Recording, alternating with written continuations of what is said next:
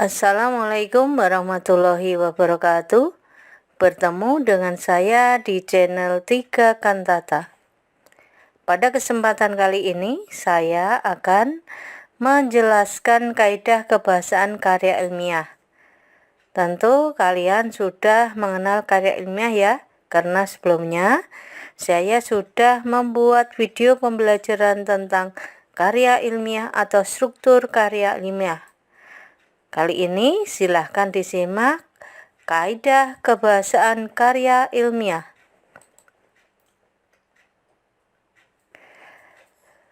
Kebahasaan karya ilmiah yang pertama yaitu bahasa atau pilihan kata bersifat impersonal. Ya, jadi di sini ada suatu kata imbuhan atau gabungan antara im dan personal. Im yang berarti tidak, personal artinya kata ganti orang atau perorangan. Ya, mari kita lihat apa yang dimaksud dengan bahasa atau pilihan katanya bersifat impersonal. Ya, kata ganti yang digunakan bersifat umum seperti penulis atau peneliti.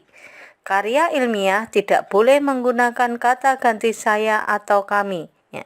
Jadi di sini sangat jelas bahwasanya kata ganti yang digunakan dalam karya ilmiah di sini ada dua, penulis atau peneliti. Jadi kalian bisa menulis penulis atau peneliti. Di sini harus memuat konsisten. Artinya apa? Artinya jika kalian menuliskan penulis dari awal, maka sampai akhir juga menuliskan penulis. Begitu juga sebaliknya. Jika kalian menuliskan kata peneliti, maka sampai akhir nanti menggunakan kata ganti peneliti. Kemudian di sini dituliskan bahwasanya karena impersonal maka jangan sampai Anda menggunakan kata ganti orang, saya, kami atau mereka seperti itu ya. Kemudian yang kedua, banyak menggunakan kalimat pasif ya. Mari kita simak mengapa kaidah kebahasaan harus menggunakan kalimat pasif atau lebih didominasi kalimat pasif. Berikut penjelasannya. Ya. Contoh kalimat pasif dalam karya ilmiah. Ya, kita lihat di sini di dalam penelitian ini digunakan kuesioner. Ya, ini jelas sekali yang berupa kalimat pasif karena ada di. Ya, jadi kita ingat di imbuhan, imbuhan di itu merupakan cermin dari kalimat pasif. Ya. Contoh yang berikutnya, teknik pengumpulan data yang penulis gunakan adalah teknik observasi. Ini juga merupakan kalimat pasif. Mengapa demikian? Ya, ini terlihat dari kata ganti penulis dan gunakan. Tentunya kalian masih ingat bagaimana cara menuliskan kalimat pasif jika kata ganti orang pertama, kedua, dan ketiga. Ya, kita simak di bawah ini untuk penjelasannya. Ya, hal yang perlu kalian pahami dalam kalimat pasif adalah 1. Jika subjek kalimat aktif adalah kata ganti orang pertama dan kedua, maka cara mengubah kalimat pasifnya dengan meletakkan kata ganti di depan kata kerja dan kata kerja tanpa awalan di. Ya, jadi kalau tadi di sini bisa kita lihat kata penulis itu sebagai kata ganti mengawali kata kerjanya gunakan. Ya, di sini juga penulis mencari referensi yang mendukung penelitian dari berbagai sumber. Ini kalimat aktif. Kalimat pasifnya bisa dilihat referensi yang mendukung penelitian penulis baca dari berbagai sumber. Jadi di sini penulis kata ganti mendahului kata kerja baca. Berikutnya yang kedua, jika subjek kalimat aktif kata ganti orang ketiga, maka cara mengubah kalimat pasifnya dengan mengubah objek kalimat aktif menjadi subjek kalimat pasif dan kata kerjanya ditambah di atau dikan. Nah, di sini berarti ada perbedaan jika kata ganti orang ketiga. Kita lihat di sini. Ya, responden mengikuti responden mengisi angket yang diberikan peneliti, ya. Maka kalimat pasifnya angket yang diberikan peneliti diisi oleh responden, ya. Kalau kita lihat di sini kan S P O. Sekarang dibalik, O-nya menjadi subjek, kemudian ditambah kata kerja di, awalan di, diisi, kemudian di sini subjeknya menjadi objek di kalimat pasif, ya. Kita lanjut ke nomor 3. Menggunakan kata bermakna lugas, ya. Apa itu makna lugas? Kita lihat penjelasannya, ya. Bahasa bermakna ganda atau ambigu sangat dihindari dalam karya ilmiah. Hal ini agar terhindar dari perbedaan persepsi terhadap suatu makna kata atau kalimat.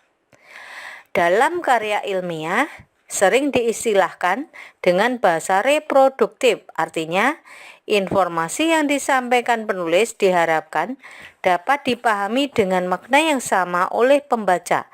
Dengan demikian tidak terjadi perbedaan pemahaman atau salah tafsir, ya. Jadi di sini makna lugas itu adalah makna sebenarnya, ya. Jadi mengapa menggunakan makna sebenarnya? Agar apa yang dituliskan dalam penelitian itu dapat diterima dengan makna yang sama oleh penulis, sehingga pemahaman antara penulis dengan pembaca itu sama, ya.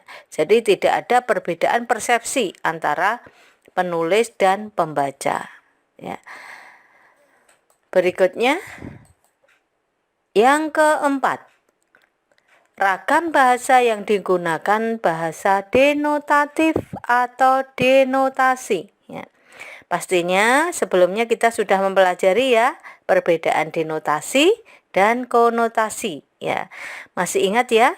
Ya, jadi denotasi itu adalah makna sebenarnya. Kalau konotasi itu yang bermakna kias atau ada makna tambahannya. Kita lihat di sini penjelasannya, ya.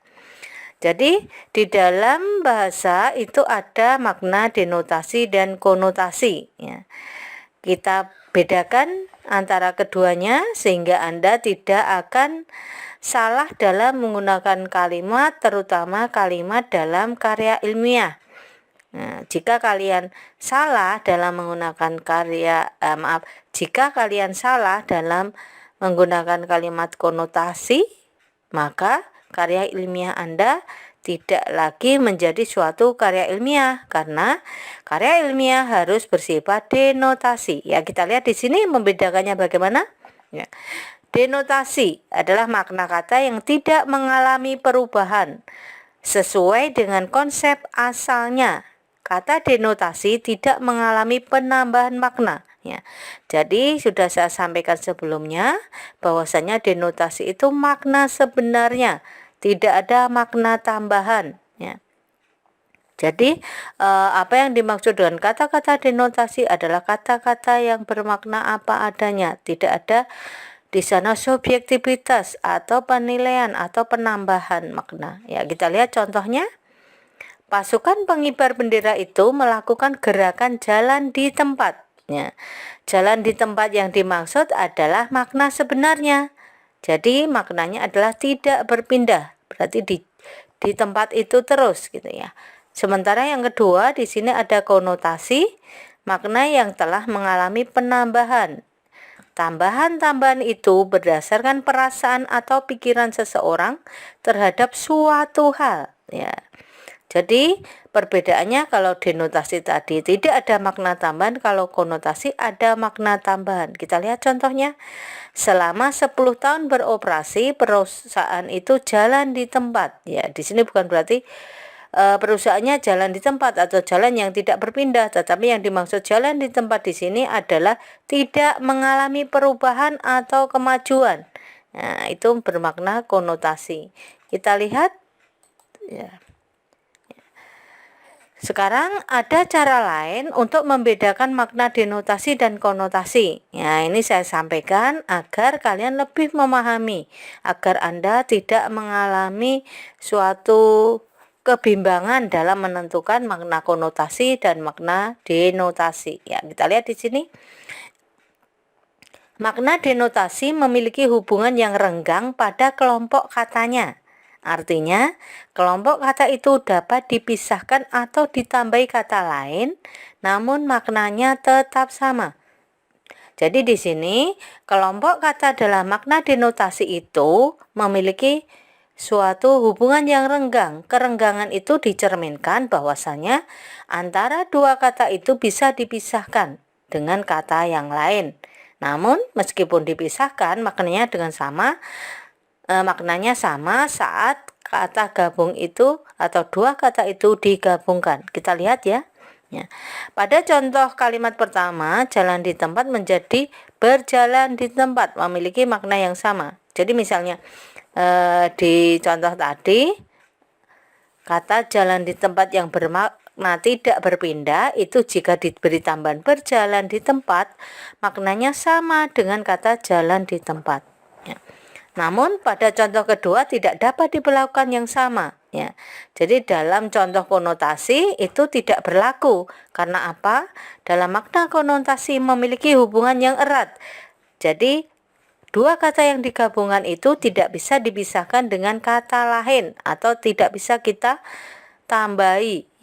Jalan di tempat pada kalimat bermakna konotasi tidak dapat kita tambahi kata yang lain. Karena itu memang sudah hubungan yang sangat erat.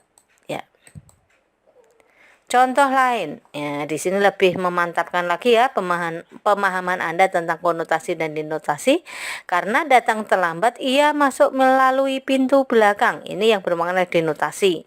Karena nilainya kurang, ia terpaksa masuk ke sekolah ini melalui pintu belakang yang bermakna konotasi. Bisa kita bandingkan di sini ya. Pada kalimat satu dapat disisipi kata bagian ya. Jadi misalnya ini karena datang terlambat ia masuk melalui pintu bagian belakang. Maknanya masih sama. Namun tidak akan berlaku pada kalimat kedua karena nanti maknanya janggal atau tidak masuk akal. Kita lihat misalnya, karena nilainya kurang ia terpaksa masuk ke sekolah itu melalui pintu bagian belakang. Berarti di sini yang nilainya kurang itu masuk sampai lulusnya nanti tidak boleh lewat pintu depan, harus lewat pintu belakang, kan itu tidak masuk akal. Makanya dalam kalimat nomor 2 tidak bisa disisipi atau ditambahi kata bagian. Jelas ya untuk membedakan makna konotatif dan makna denotatif. Demikianlah video pembelajaran tentang kaidah kebahasaan karya ilmiah. Semoga video pembelajaran ini bermanfaat buat kalian yang sedang mempelajari karya ilmiah. Kritik dan saran saya tunggu. Bisa Anda tuliskan di kolom komentar. Terima kasih. Wassalamualaikum warahmatullahi wabarakatuh.